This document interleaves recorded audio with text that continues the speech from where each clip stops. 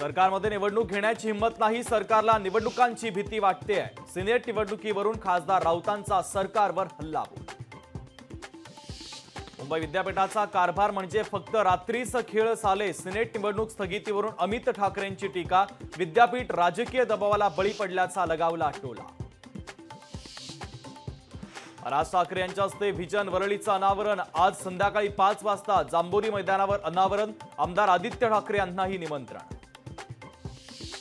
शरद पवार आपल्याला पाडायला येत आहेत। पवारांचं पहिलं टार्गेट मिस, पण फाईट कशी द्यायची चांगलं माहिती आहे। पवारांच्या चिपळूण दौऱ्यावर शेखर निकमांची टीका।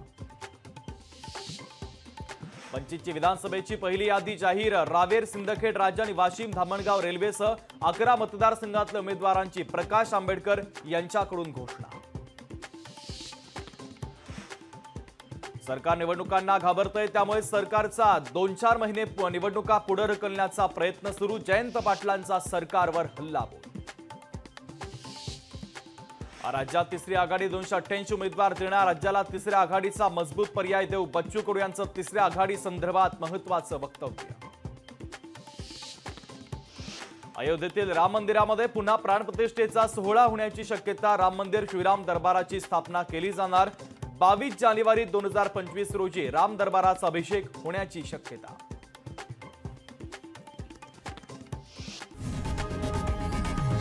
लोकशाही मराठी ऐका, पहा, जागरूक रहा।